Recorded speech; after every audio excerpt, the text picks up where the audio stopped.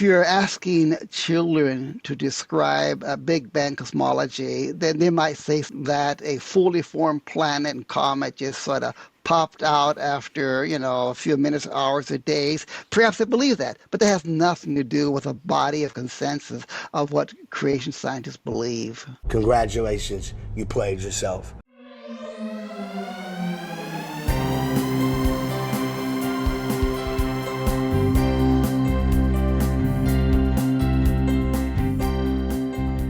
Today we have a scientist to review Professor Dave's video series, The Definitive Guide to Debunking Creationists. I'd like to welcome Dr. Royal Truman, who has found some concerns with Professor Dave's series. That's right, Fred, and it's always good to have a real scientist on Real Science Radio. Dr. Truman received his PhD in organic chemistry from Michigan State University. Dr. Truman, it's an honor to have you on. What are your concerns? Yeah, thank you for having me. Mr. Farina is an authority on creation science and intelligent design errors. I thought it'd be worthwhile to see what he has to offer. He put together a series, and I quote, debunking virtually every creationist talking point. In another place, he says, the things that they collectively say. In other words, this is the body of knowledge or the consensus position of creation scientists. And the purpose, and I'm quoting again, is to arm the viewer with the ability to immediately discredit anything a creationist says. Now, Mr. Farina has spent years on this topic. I assume much scholarly research has gone into this effort. He has access to a large number of scientists, and he makes a living as an online science communicator with millions of YouTube subscribers. So that said, I thought it would be interesting as a scientist to see what he has to say. He summarizes his series saying, in summary, creationism by any name is nothing but superstition and a tool of oppression. Oh, he doesn't seem that oppressed. He has millions of YouTube viewers. We're not doing a very good job. It's oppressive. But we appreciate you coming on to help us with this. Yes. So I did have some serious concerns about the content. I put together some lists. I don't think we'll be able to get through too many of the lists. Here's the first one. Concerns number 1 through 10. Perhaps he would like to respond to things that I noticed. First, we are informed that there is no such word as evolutionist. 2, the book of Jonah refers to a whale as a big fish. Leviticus and Deuteronomy claim that bats are birds. We are told that creationists claim the rate of lunar recession is assumed to be constant, whereas he believes that lunar recession was slower in the past. Number 6, creationists apparently represent Big Bang cosmology as forming fully formed planets and comets. 7, creationists misrepresent abiogenesis, some molecules floating together and becoming a cell in an instant. He tells us creationists believe that an organism can suddenly sprout wings or fins or legs. Creationists claim that enzyme sequences must be identical. And then 10, he tells us there are no competent creationists or intelligent design scientists, and he specifically singles out geologists and chemists. Chemists, okay. Chemists? Well, Clearly I'm not Either I'm not a Well, chemist or I'm not that ain't gonna competent, happen. so we'll just have to decide which is true is true. Okay. Okay. Well, I think that your words will let everyone out there decide who's competent. So, Dr. Truman, you've got 17 concerns for today's show. Can you start with concern number 1? Yeah. First, we are informed that there is no such word as evolutionist. Now, in in scientific discussions, it is always advisable to get your terms properly defined to avoid confusion. So, if it's true there is no such word, we should know about it. Mr. Farina informs us that it is not only not a real word, but it is used, for nefarious purposes by creationists. So I looked up all the major online dictionaries, the Oxford English, Cambridge, American Heritage, Meridian, etc., etc., and they all gave the exact definition of evolutionists that I have always heard from the creationists. I checked the 8 AI tools that I use. I simply asked the question. My English is not very good. I mean, after all, I live in Germany. What is an evolutionist? Is this a real word in English? And they all unanimously said yes, it's a real word, and gave precisely the definition that creationists use. Got him! Okay. That number 1 that's a rough start. Yes. Let's move to concern number 2. We are informed that the book of Jonah refers to a whale as being a fish. And the concern here, according to Mr. Farina, is that whales are not fish, but they are mammals. Well, we have to look at what the Bible actually says. In the the Hebrew, the word is da gadul, and it is a collective term that can refer to any large creature, which includes a fish, a whale, a shark, etc. It's a collective word.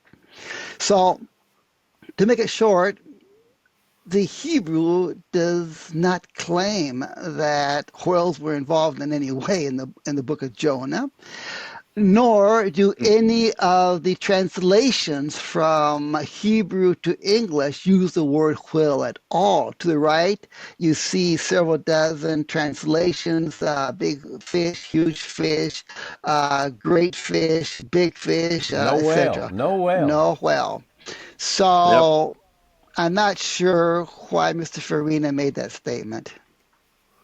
Okay. The concern number 3 sounds like it's the same thing. Same problem. Same concept, yes. Here we are told that in Leviticus and Deuteronomy, bats are claimed to be birds.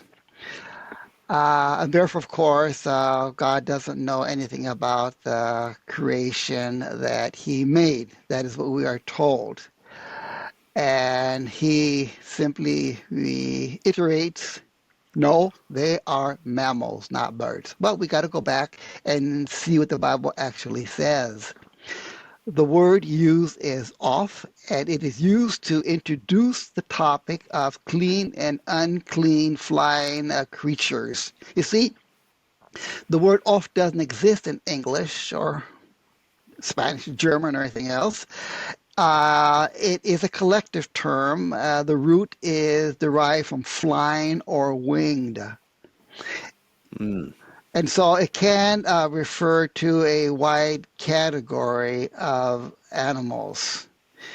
So, and then later, when Leviticus and Deuteronomy specifically refer to certain birds and to bats, it does so.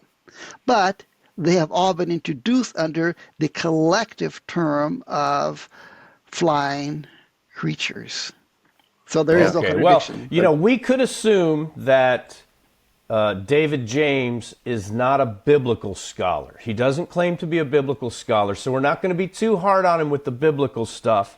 What's concern number 4?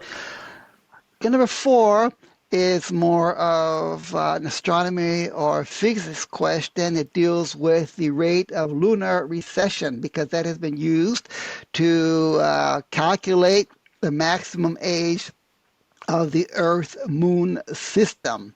Now, his accusation is that creationists extrapolate erroneously. Specifically, he explains more or less how the recession may work. And in his words, the rate of recession can't be constant due to gravitational influences. And since it can't be constant, then you cannot make a linear extrapolation, and therefore the creationists are all wrong. Yeah, he basically claims that creationists claim a constant rate. Am I getting that right? That is correct. And that would assume, of course, that the PhD physicists who made these calculations are incredibly stupid because, of course, because they know these things, right? I would hope so. You can always do a quick a check like I did on ChatGTP, and I asked how do creation scientists calculate the rate of recession of the moon from the Earth to extrapolate, blah, blah. And it gives a very good answer, a very detailed answer, explains that the work was done by creation scientists like Professor De Young, a physics professor, explains the details of how it was done.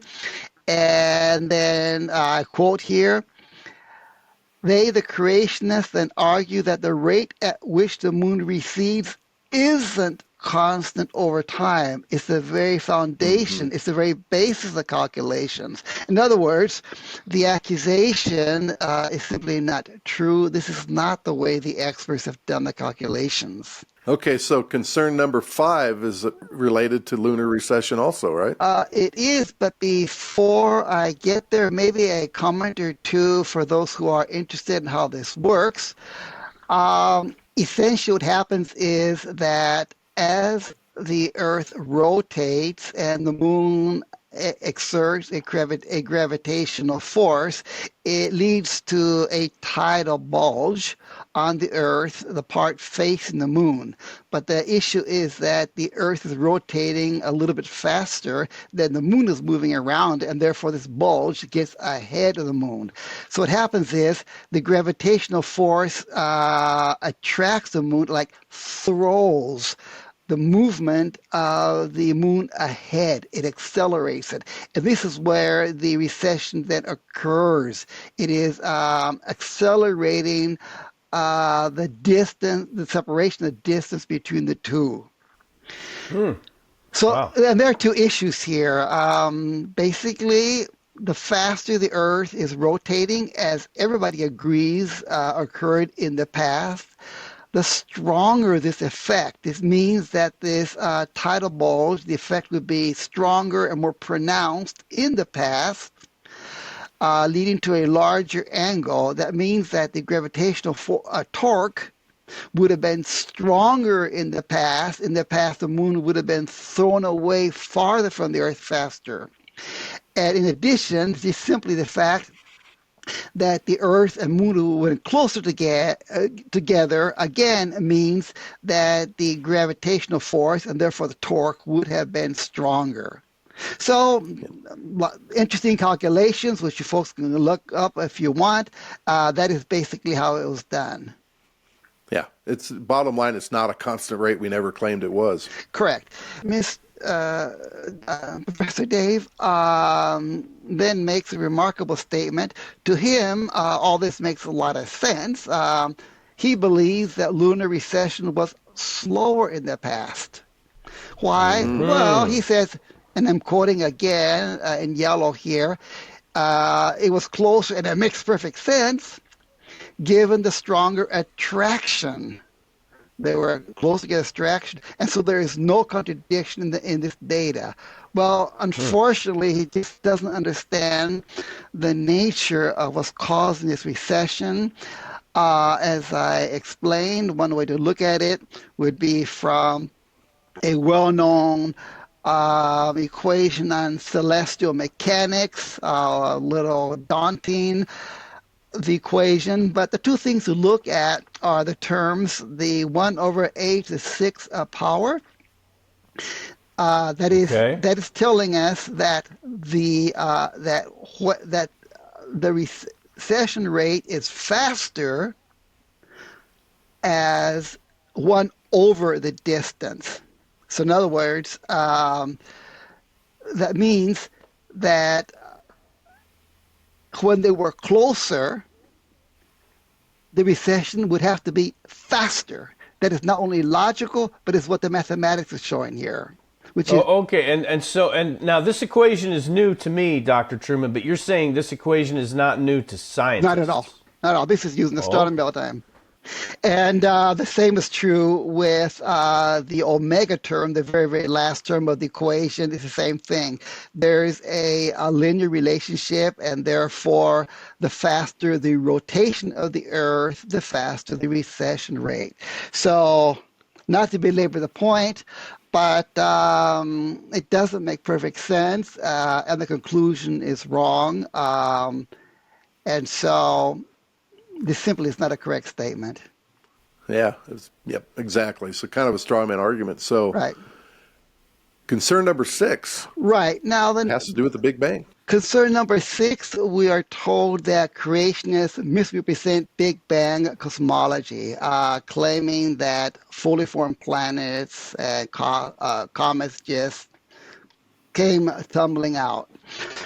What I would like to say there is, if you're asking children to describe a Big Bang cosmology, then they might say something like that. And that has nothing to do whether they believe in creation, evolution. It's just a reflection on what they have envisioned, that a fully formed planet and comet just sort of popped out after, a few minutes, hours, or days. Perhaps they believe that, but that has nothing to do with a body of consensus of what creation scientists believe. Congratulations, you played yourself. Perfect. Okay. Concern number 7.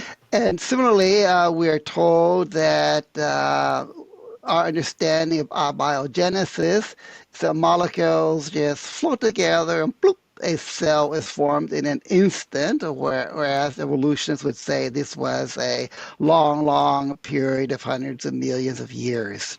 Same comment.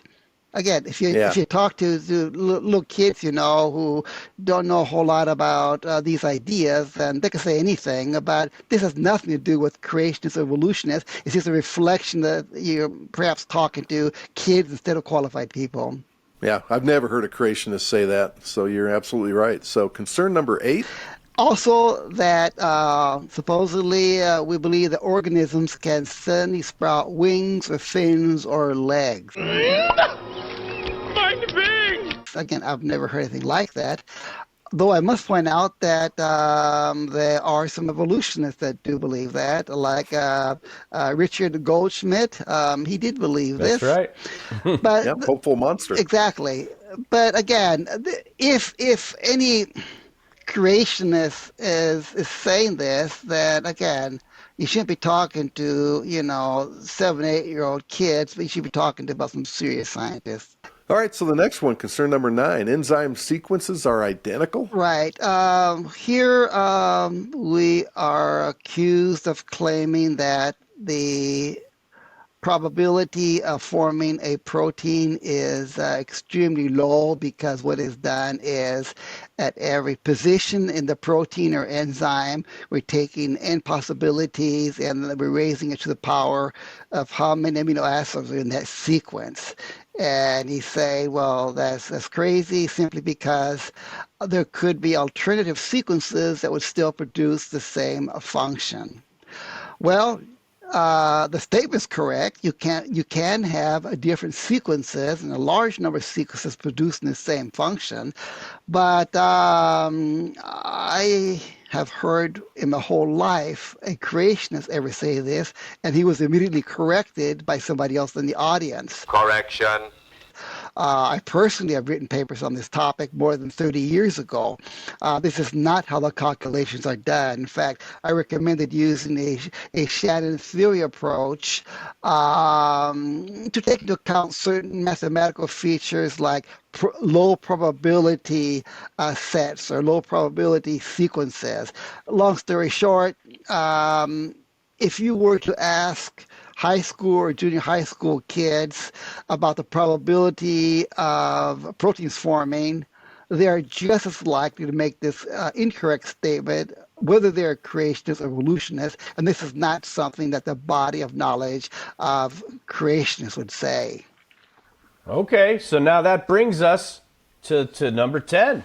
Before I do that, I see now a pattern of what we call poisoning the well, which is not something that one should do in scientific discourse.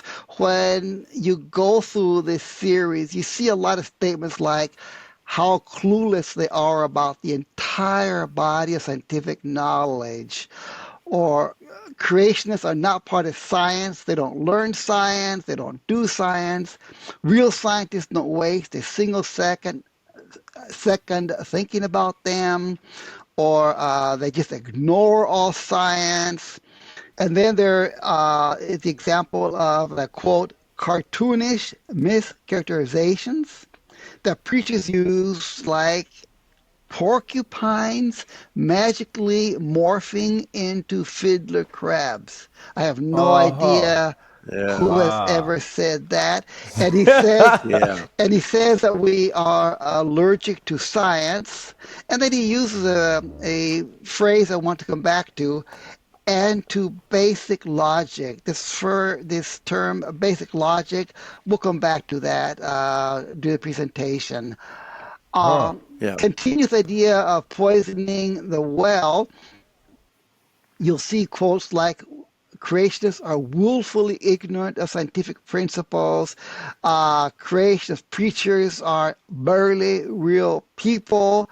Um, what creationists actually fundamentally believe is completely incompatible with logic. There is that magical word again, logic. I'm a firm believer that you don't have to have a PhD to use good logic.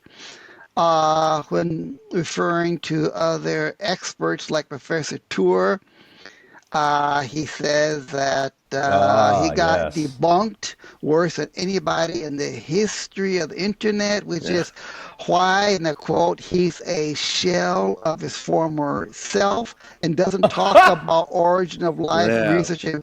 He doesn't talk about life. I listened myself personally to a conference Wow. presentation a couple of days ago by Professor Tour. He invited me to a podcast a few days ago on his show, and he is daily involved worldwide in abiogenesis discussions. So he hasn't slowed down one bit. Yeah, Yeah. if James Tour today is a shell of his former self, that means he used to be the Incredible Hulk. I don't know where. I don't know where. Yeah. I don't know where David James got that one. Wow. Right. So he spends a lot of time, as you said, Dr. Truman, of poisoning the well. His listeners, probably just love that stuff. And unfortunately, people get deceived by it too. They're like, wow, these guys, these creationists are just, they're just total idiots. And he spends a lot of time, Professor Dave does, trying to poison the well. So, Yes. Let's move on to concern number 10. There are no competent creationists or intelligent design scientists. For example, he says there are precisely 0 working geologists who are young Earth creationists. There are entire Working geologists. Okay. Right? There are entire conferences on geology run by PhD geologists on this topic. I go myself now and then to an annual conference here in Germany. One only has to review the author list of peer-reviewed journals to see how many of them are working geologists with doctorates. He also says that there's only one apologist of fraud in the entire world who understands chemistry well enough to lie convincingly about origin of life research. Is that a backwards slap against Dr. Tour? Yes, in this case, that is correct. Now, just reviewing the last year or two, the papers that I have published alone, I can think of 3 or 4 world-class PhDs, yeah, in chemistry from places like Harvard, University of Pennsylvania, etc. All of them who have been worldwide active in apologetics and arguing that the origin of life chemistry makes no sense. I can think of Dr. Ebeland, who I have not authored with, but I met last year one of the most famous organic chemists in Brazil. Wrote a book about Genesis. They're just the place where I work alone. It's a big company. There are, I don't Mm-hmm. know, dozens of PhD chemists that are creationists. Okay, Wow. so, and what one must not forget is some of the most active and influential critics are actually evolutionists or open-minded critics who simply say, guys, give me a break. What you're saying here is really pretty off the wall. Maybe they don't say this publicly and it's kind of behind Right. closed doors, whatnot. But think of people like Professor Shapiro from University of New York and others have written books and many articles.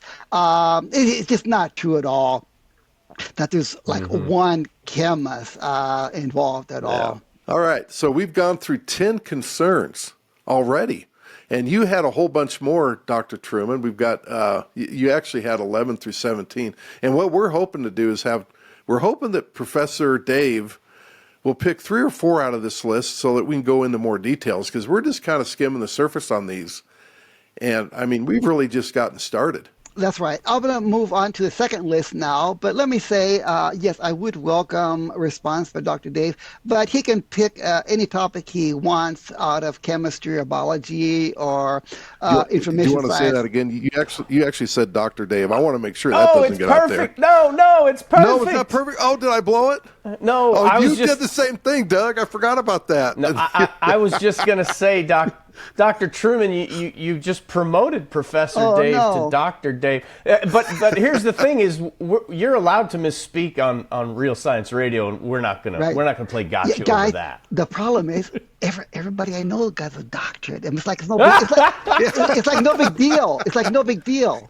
And then you got this guy pretending to be an expert, and he's talking at high school level, you know. But anyway, Let's get to concern number 11 before we run out of time, Doctor.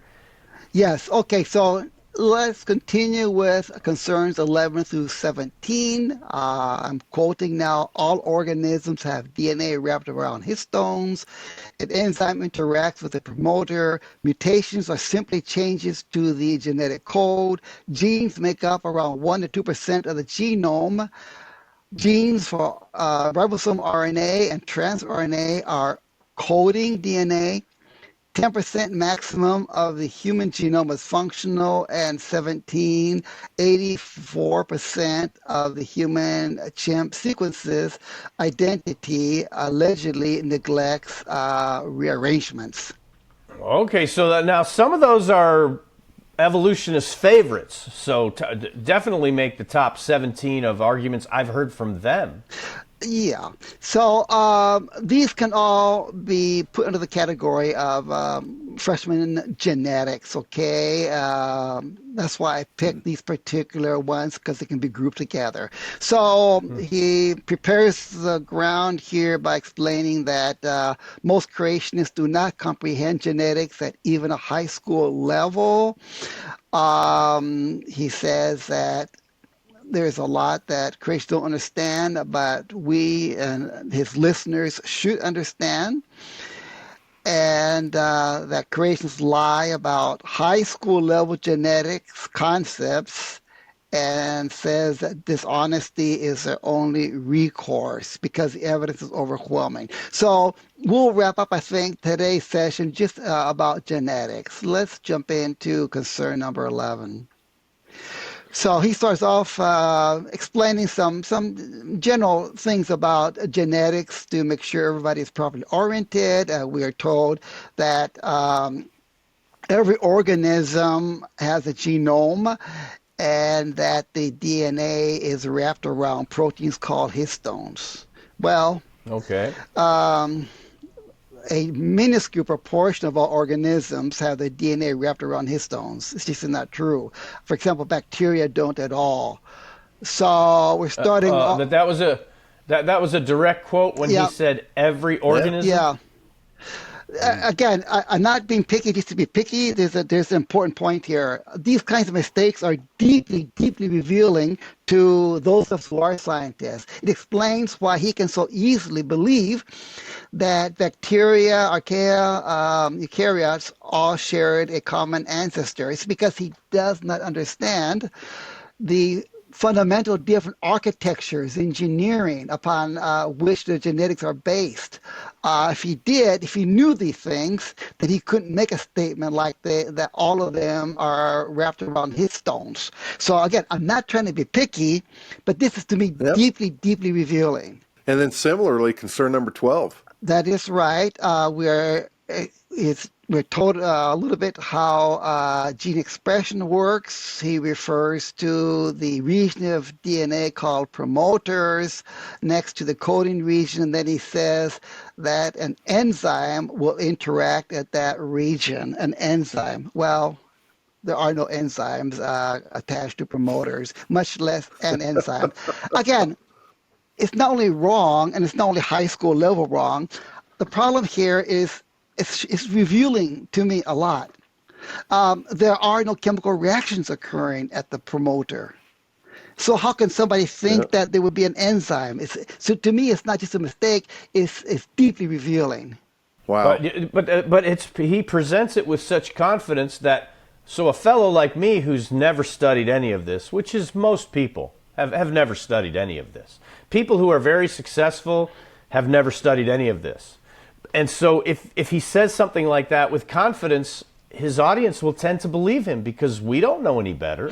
Yeah, and that's why I thought it's important for maybe a scientist or two to take a look at some of this stuff because it has a big influence. Number 13, we're told that in reality, mutations are simply changes to genetic code. Well, that's not at all a definition of what a mutation is. That is simply from top to bottom incorrect. Now, it is true that there are some very, very exotic mutations that can change genetic code.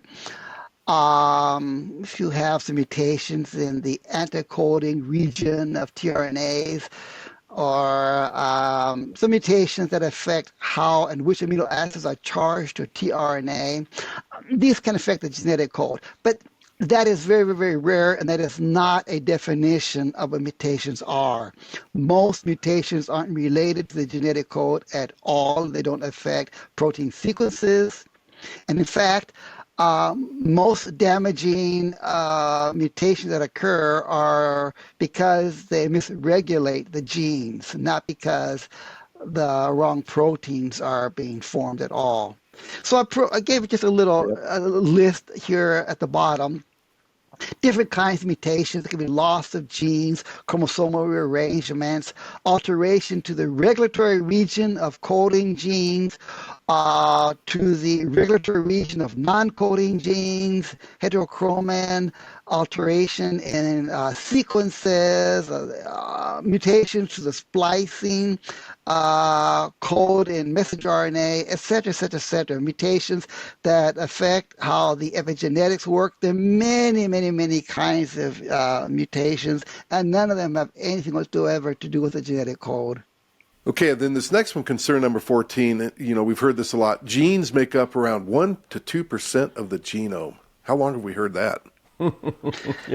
Yeah, the next paragraph is problematic because it's so badly garbled. There is so much that's wrong there. It's very difficult to tease it apart. But let's start with the first part of the paragraph. Creationists lie about the proportion of the genome that is functional. Genes themselves make up about 1 to 2% of the genome. Okay, let's stop there. Genes make up 1 to 2% of the genome. First of all, there are many, many kinds of genes. There are protein coding genes, microRNA, silencing RNA, piRNA, the link RNA, SN RNAs used in spliceosomes, SNO RNAs, ribosomal RNAs, tRNAs. These are all the different kinds of genes that exist, and none of these are used in this 1 to 2% of the genome. All these genes also come with large, elaborate regulatory elements, especially eukaryotes. And these are all defined as part of the genes. None of this go into calculation. This figure, 1 to 2%, technically, where does it come from? It's not referring to genes at all. It's referring exclusively to exons. Exon is a part of a certain kind of gene found in messenger RNA that is used to specify the sequence of proteins. That is all that the 1 to 2% of figure comes from. So the statement, the first statement, genes themselves make up 1 to 2% of the genome. Nobody believes that. It's just not true. False. Yeah. Wow. So, Okay, concern number 15. yeah, let's continue with the same paragraph. So now he says this 1 to 2% is the percentage of actual coding DNA, whether protein coding or genes for ribosomes, transfer RNA, and so forth. I know I'm reading that quickly, and it takes somebody who knows a little bit about the material to realize, boy, that is pretty messed up. I'm a little messed up. For example, what are How what so? are genes for ribosomes? What are genes for ribosomes? What is he talking about? Ribosomes consist of protein and ribosomal RNA. Both are different kinds of genes entirely. What are genes for ribosomes? The rRNA, the ribosomal RNAs, and the transRNA genes, by definition, are not coding DNA. The coding DNA, as I said before, are the exons. That's it, full stop. Okay? That exon, that's the 1 to 2%. Exactly. So the statement is, let's say, I hope no high school kids reading this because they're gonna flunk their exams. It's pretty confusing. So also, as I said before, all the regulatory regions are simply not part of this calculation. So that's all I wanted to say about the 1 to 2% figure. Okay, so let's get to the 10%, concern number 16, the 10%. That's right. Now, we are told that, scientists learned a little bit more as time went on and found out that there are things called promoters, enhancers, and other elements. And then he says that puts the cap at around 10%. That would be actually functional. And lo and behold, the rest remains junk DNA. Well, we have to look at all the things DNA does to come up with some sort of a figure, okay? He talks about promoters, enhancers, and whatnot. These things are well known. There are telomeres and centromeres, and especially centromeres are very, very large. Parts of chromosomes, that is all functional. And as I said before, there are many, many kinds of genes that have nothing to do with forming proteins. They are there for other regulatory purposes. The marker RNAs, the silencing RNAs, the snRNAs, the snRNAs, the ribosomal RNAs. There are many, many, many, many kinds of genes. They all have their own regulatory regions, and they are valuable and indispensable for many, many purposes. There are also what are known as conserved sequences or highly conserved regions. That means when you look at the DNA of many, many various organisms, you see certain patterns that are identical or close to identical for long regions. These are called conserved or highly conserved regions. And the assumption is, well, if they haven't mutated, then they could have mutated. They would have randomized, they could have, but they didn't because it would have been very damaging to the organism. So clearly it must have function. So the ENCODE project is estimating, suggesting that the number is closer to 80% that is functional. Okay? Yeah, the encode has really put a nail in the coffin of the whole junk DNA argument, and Professor Dave seems to have missed that. That's right. Yeah, he's one of the few people on the planet still using the term junk DNA. Yeah. Yeah, it's asking for trouble.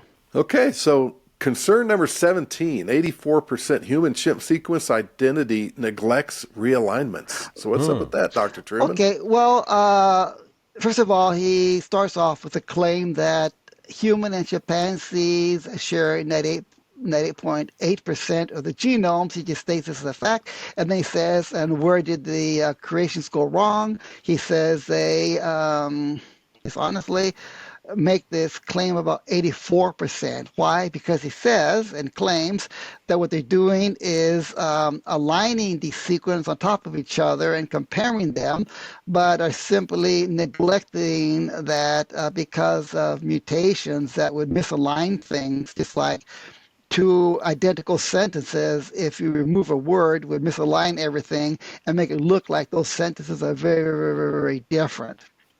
So he is saying that this figure of 84% is coming from a misunderstanding of how bioinformatics is done. I like this example because it goes back to my comment about exercising logic and good logic, because by using a little good logic, it will become apparent that this is not what creations are doing. They couldn't possibly be doing this. You could not arrive at a number like 84% if they were doing this. So, Okay. so first of all, just sticking to the facts, all one has to do is look at the literature. Things like the publications by Dr. Tompkins or Professor Bugs, by the way, both of them are creationists.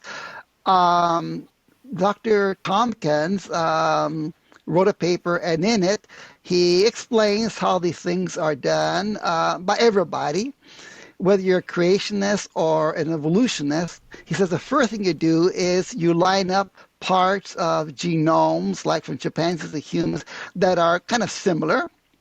And then you look at them, and then, and here comes the quote, you introduce artificial gaps in one or the other to adjust for mutation that may have occurred.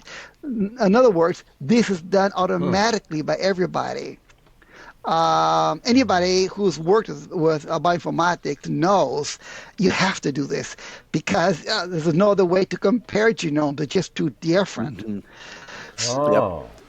So he did an extensive study, and he said, well, and there are many regions that are so different, you simply ignore them. It's not even taken into account into the calculations at all. And Professor Bugs then does some pretty extensive work. He's an expert. He's got his doctorate from Cambridge, and he's a very clever fellow. And he's come up with an estimate of about 82% matches after extensive realignments. After. Yeah, and so this is both Jeffrey Tompkins, Dr. Tompkins, and Bugs, and so they have to do this, right? Is what you're saying. Everybody does. Look, I've gone through a couple of years of doctoral level training, and everybody does this. It's part of the methodology. But on the next slide, I want to simply point out that with just a little bit of common sense, it is obvious that this is not possible. For what a creationist may have done. You cannot arrive at a number like 84% if they had just simply aligned things after they got moved back and forth because of mutations. Let me explain that. On the slide, I'm showing two sequences that are identical or were identical until an insertion occurred. That insertion is shown in red. It's a cytosine, a C, and you see what happens. If you insert something, it shifts that sequence over to the right one position. So now, instead of having the whole sequence aligned at every position, GG, AA, CC, etc., you've misaligned things. Now what happens? By coincidence, you do now see some things are aligned. If you look at the two patterns, you see the first position, GG, and then things are kind of messed up, then AA, then CA. So it is, you do see some alignment. Now, let's use common sense. After you have shift things over one position, whenever you take any of the nucleotides, either from the top or bottom, what are the chances of getting an alignment by chance at the other position? You've got 4 nucleotides. That means you've got a 1 in 4 chance of getting an alignment by chance. 1 out of 4. And that's true of every position. So if you go down the whole series, you're going to end up with a 25%, not an 84%, a 25% identity. Now, I wrote a program here people can download if you want to play with this. If you have a short little sequence like only, 10 nucleotides, then you may not get this exact 25% alignment just by chance. You could get more, you could get less. But the longer the length gets, if you use 100 or 1,000 or 10,000 nucleotides, then you see that the standard deviation away from the 25% gets smaller and smaller and smaller. Right. That's common sense. Right. So by the time you get down to something the size of a chromosome with millions, tens of millions, hundreds of millions of nucleotides, you're going to get 25.0000% identity and not 84%. Yeah. Okay. Now, to complete the picture, actually, it turns out that because all tools automatically realign to take into account possible mutation effects, you're going to get more than 25% anyway from any of the tools. Let me give an example. Here in the middle of the screen, I show you 2 sequences. These 2 sequences are 100% unrelated. They are random. That's why you don't see any of them aligned if you go through carefully each position. Now, run this through a standard alignment tool, okay? And I gave you an example at the bottom you can use to test this out yourself online for free. What does it do? The system automatically assumes gaps, an insertion or deletion in one or the other to maximize the overlap. So wherever you see this vertical bar, it means you've got a perfect identity. Wherever you see a period, that means a mismatch, and the others are gaps. Taking this entirely 2 random sequences that have nothing to do with each other, I ran it through this tool, and guess what? I ended up with a 66.7% identity after the alignments. After the alignments. So this is how the tools work. We all use the same tools. So whenever you talk about whatever value you want, this protein, these genes have a certain overlap, certain identity, it's after the tools have optimally assumed insertions or deletions of any size. Here you see it assumed 2 nucleotides had been eliminated or added, and in the other, only 1. Yeah. So he's shown, I think it shows us a really naive view of genetics that you've just gone through here. And it's interesting, and you quoted him here, that he ends his whole series with, and with that we conclude the rigorously scientific portion of this series. Wow. Wow. Yeah. Say it with confidence. Yeah. Say it with confidence. Yep. Right. So now what I would like to do to wrap up here, I would like to facilitate a systematic and constructed dialogue. Don't get me wrong. Everybody makes mistakes. Scientists make mistakes also. Mr. Farina is allowed to make mistakes. I make mistakes. Maybe I misunderstood something he said. That's all allowed, okay? But of course, we can all correct our mistakes and perhaps avoid looking foolish by repeating mistakes. So I decided I would put together a list of just the first 17 concerns that I had and 2 little columns here to be sure that we're not misunderstanding each other. The first one is Is this indeed what was stated in the series of videos? Just yes or no. Maybe the transcription was messed up. Maybe something else was said or whatever. And the other is, does he believe that the content of the series he put out justifies these statements? Just yes or no. That's it. Again, he's free to respond any way he wants. And then based on that, we can sort of take it from there. So last slide, here's my recommendation. Just, Mr. Farina, just fill out this table. These 17 concerns, we can add more if you wish.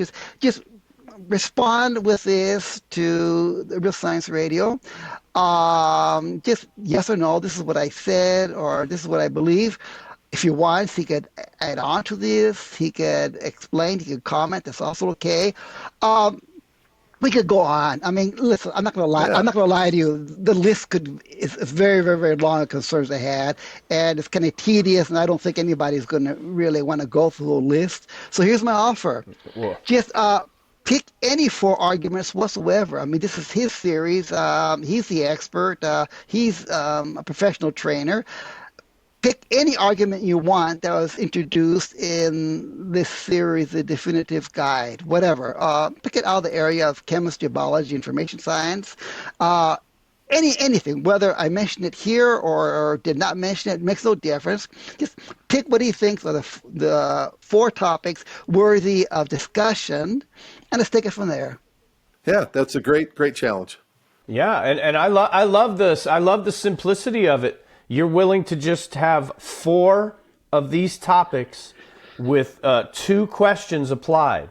That's very straightforward. I think that's a brilliant, and I think it's a noble effort, worthy of consideration by Professor Dave. Yes. I mean, if I'm wrong about anything that I have said, or if he has other arguments, he thinks I'm cherry picking or being picky about things, I just deliberately found unimportant slips, that's fine.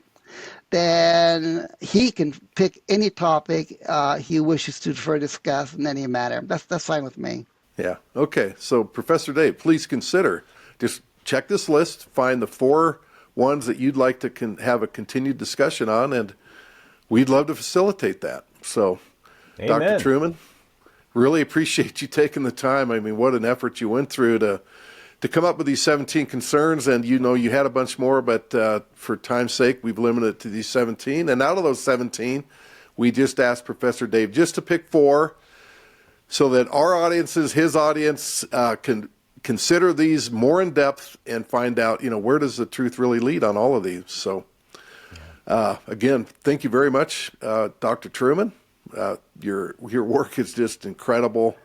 I've loved your stuff for years and years, and you and I share a passion also with Shannon Information, and just it's been, it's great. We're looking forward to even more time with you talking about, God's wonderful design and creation. And Amen. Thanks, forward. Dr. Truman. My pleasure. Thank you very much, guys. All right. So for Dr. Royal Truman and my co-host Doug McBurney, I'm Fred Williams of Real Science Radio. May God bless you.